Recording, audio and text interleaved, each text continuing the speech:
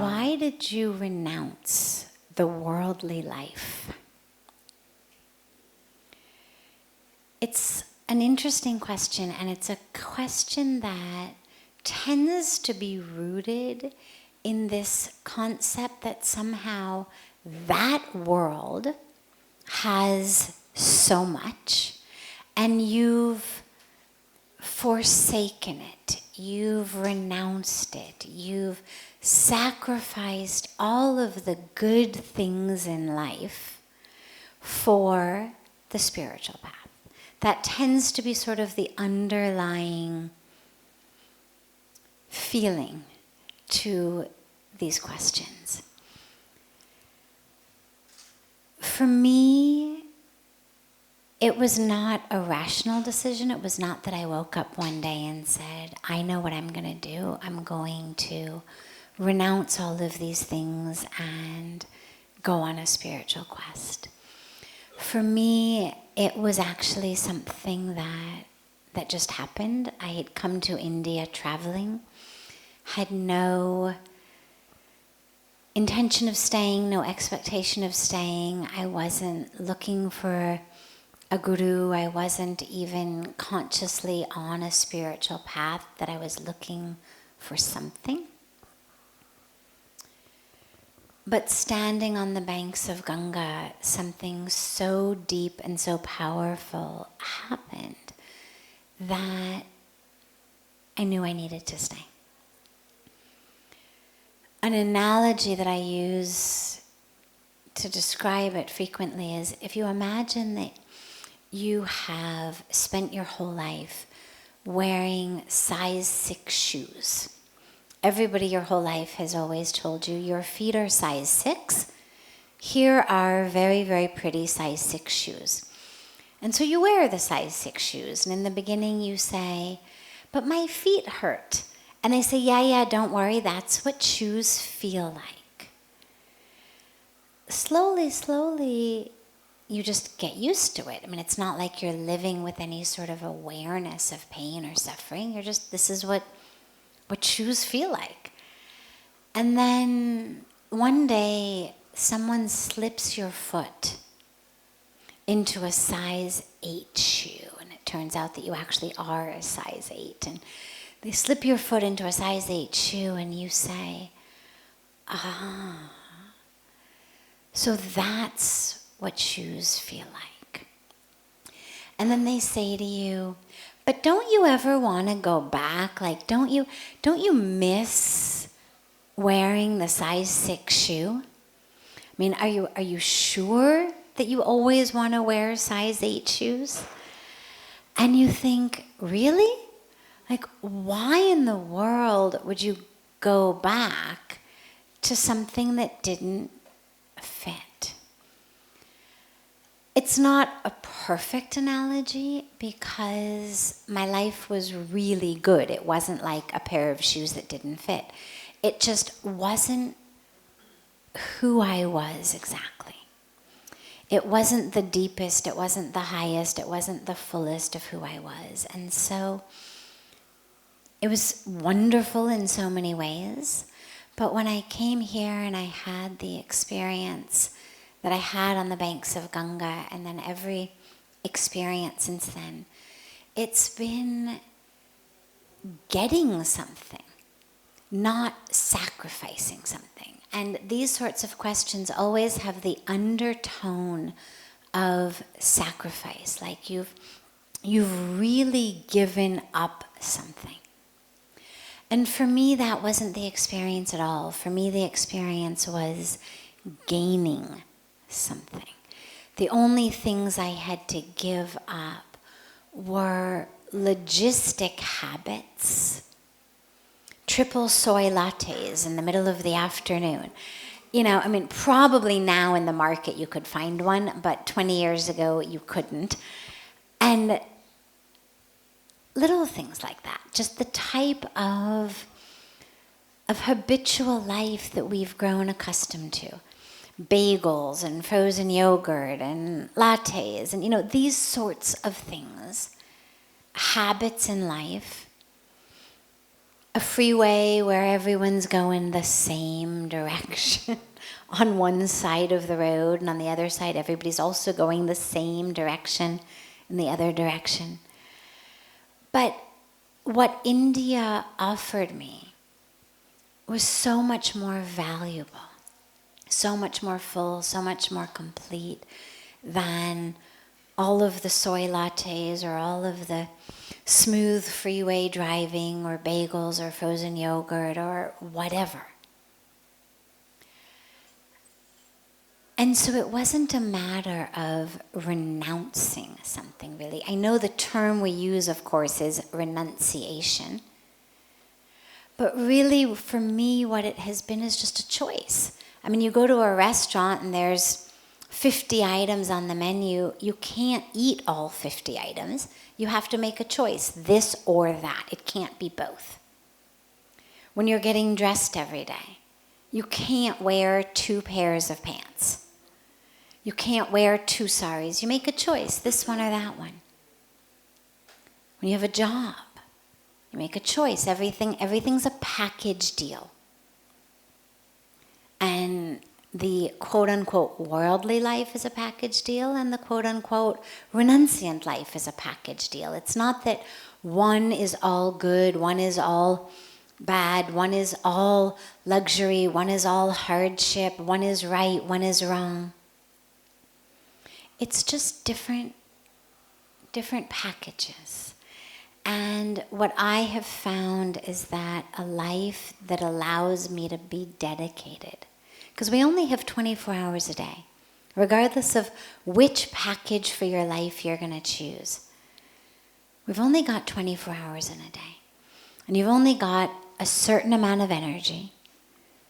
Presumably you have to eat meals.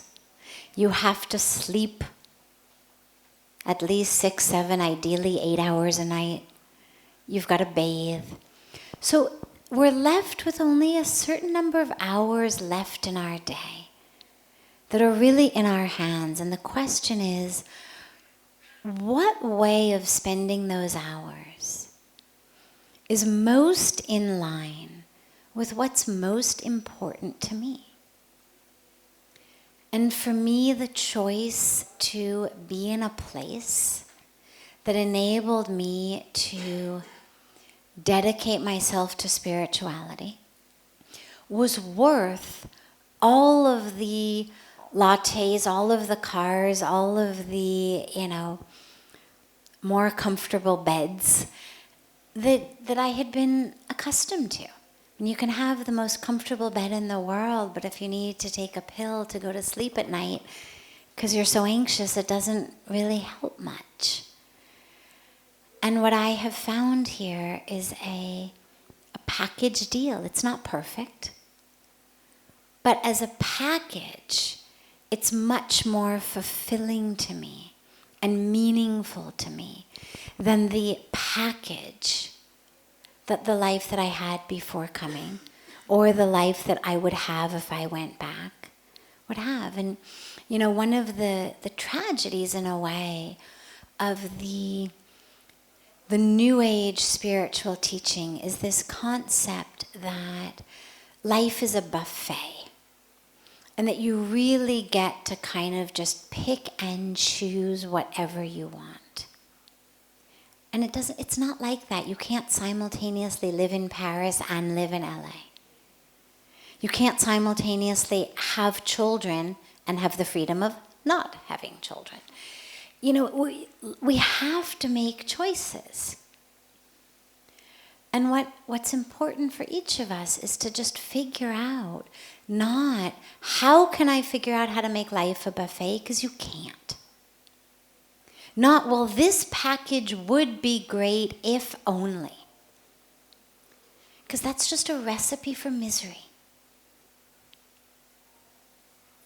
I'll tell you a funny story. So we were in Switzerland a couple of years ago running a retreat. And we arrived at the Zurich airport and we drove straight to the place where the retreat was. And so along the way, it was a few-hour drive, along the way we stopped And there was this wonderful fresh marketplace where you could get fresh green salads and fruit, and they made juice, and they had a coffee bar. And as you may have gathered already, I enjoy coffee. But I don't enjoy powdered coffee. So when I'm out of India in a place where there's the opportunity to have nice filtered coffee, I'll usually take up the opportunity, particularly when I've just gotten off an overnight flight. So I go up to the coffee bar, and I'm with the woman who's organizing the retreat, a Swiss woman. And I said, could you order, because I don't speak German, and we were in the German part of Switzerland. I said, can you order for me a latte, but instead of with regular milk, I want it with soy milk. And they had soy milk, because I could see it sitting on the counter. And she said, you tell them. And I said, what do you mean? I said, I don't speak German. She said, that's okay, they speak enough English. You tell them. And so I did, and they gave me a little funny look, but they gave me my coffee. And I asked her in the car, I said, why, did you need me to tell them? You did everything else. She said that in Switzerland, you take exactly how things are. You do not ask for anything to be changed. That she had a group of friends from California come to visit, and she had taken them out to eat, and they had done what those of us from California are used to doing, which is we say, well, I'd like this, but actually instead of that bread, can you put it on this bread? And instead of that spread, can you use this spread? And instead of this side, can you give me that side? And we kind of, and she said her friends did that in the restaurant, and the waiter said to them, I have a wonderful idea. Why don't you go home and cook yourself dinner exactly how you'd like to eat it? Now, in California, you can go to a restaurant and the waiters and waitresses can handle that kind of stuff without even a pen. Like, they're so used to it. I always say, don't you have to write this down? And they say, no, we're used to it. And it's always right, and they've made all the substitutions you want. But we've been sort of spoiled because the world isn't like that. And even dining in most places isn't like that. But we've really been spoiled to kind of think that, I can walk into the restaurant and say, well, I want this dish, but instead of this side, I want that side. Instead of that bread, this bread. Do it that way. And they'll do it. And life isn't like that. Life offers us opportunities and options and packages. But it's not a buffet.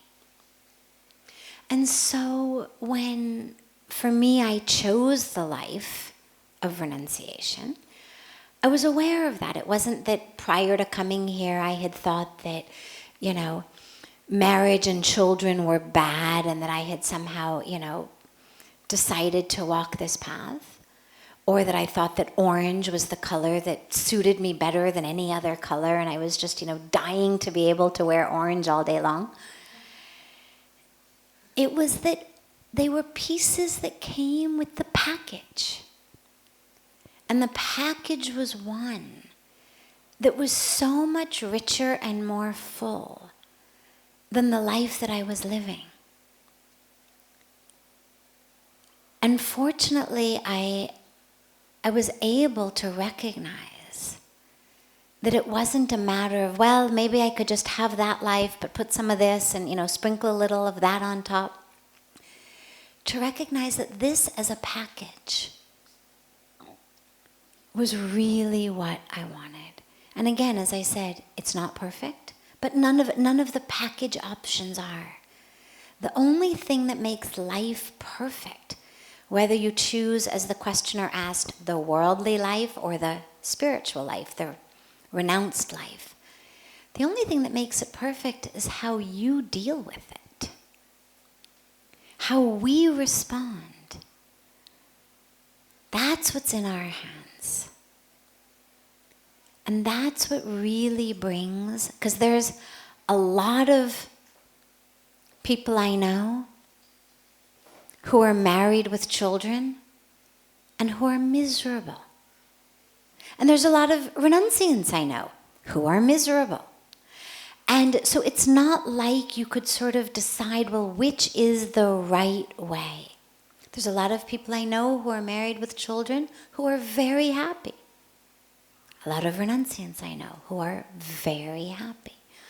For me, what I discovered was that this path was much simpler and much purer in what it offered me in terms of the ability to live the truth that I had experienced and the truth that I wanted to live without having so many encumbrances. It's not that you can't live a spiritual life married with kids. Of course you can. The scriptures are full of stories of people who are married and families and sages. But for me, knowing myself, what I realized was that was going to be a lot to juggle. It was going to be a lot to juggle all of that and all of this. And all of this was so much more beautiful and so much more full and so much more fulfilling than all of that ever had been. When I was 25, I grew up in LA. I had seen this. And when I came and I had this experience, it opened up a world for me that was just so much richer than anything I had known beforehand. So it was not a matter of renouncing. It was not a matter of having to push that away. It was a matter of simply opening myself more and more and more to this that filled me up so much that there was no more room or question for that. It's like going back to the menu example.